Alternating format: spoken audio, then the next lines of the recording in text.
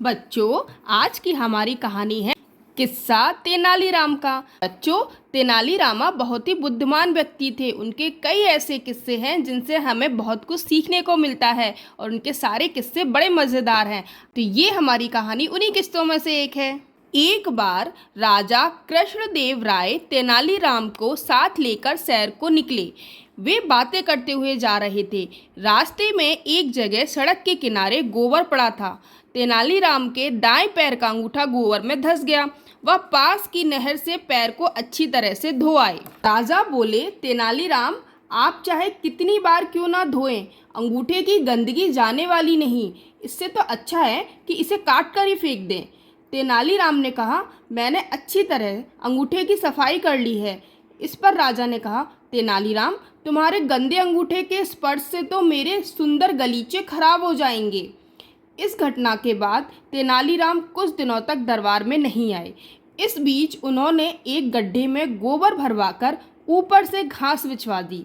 फिर उसके ऊपर गुलाब के पौधे लगवा दिए। गोबर की खाद पाकर गुलाब में सुंदर फूल खिलाए। जब वह स्थान गुलाब के खिले फूलों से भर गया, तब तेनालीराम दरबार में फिर से लौट आए। एक दिन सुबह सैर के समय तेनालीराम ने राजा से अनुरोध किया, महाराज, मैंने गुलाब की एक फुलवारी लगाई थी। उसमें बहुत ही सुंदर और रंग बिरंगे फूल निकल आए हैं। जरा वहाँ चलकर देखिए, सैर में बड़ा मजा आएगा। राजा फूलों के शौकीन थे, सो तुरंत सहमत हो गए। वे तेनालीराम के साथ गुलाब की फुलवारी की ओर चल पड़े। वहाँ खिले हुए सुंदर गुलाब देख उनकी खुशी का ठिकाना ना रहा। वे गुलाब को नज़दीक से देखने के लिए फूलों तक गए और नीचे गोबर के भरे गड्ढे में गिर गए। गर्दन तक उनका शरीर गोबर में धंस गया। तेनालीराम ने बनावटी गंभीरता दिखाते हुए कहा, महाराज, आपके तो गर्दन के नीचे के सभी अंग गंदे हो गए हैं।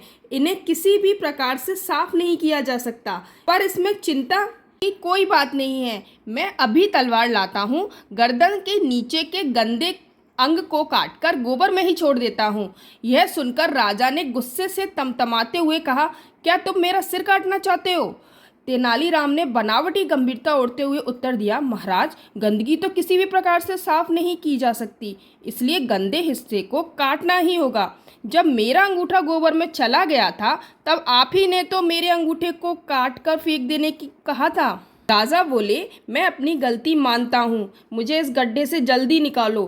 किसी ने मुझे इस हालत में देख लिया तो मेरी बड़ी बेइज्जती होगी। अब तेनालीराम ने अपनी बनावटी गंभीरता उतार फेंकी और मुस्कुराते हुए राजा को गड्ढे से निकाल लिया। तेनालीराम की चतुराई पर खुश होकर राजा ने उन्हें खूब इनाम दिया। तो बच्चों, आपने देखा कैसे तेनालीरामा ने अपनी बुद्धिमानी से जैसे को तैसा जवाब दिया। If you like it, please like, share and subscribe. Thank you for watching us.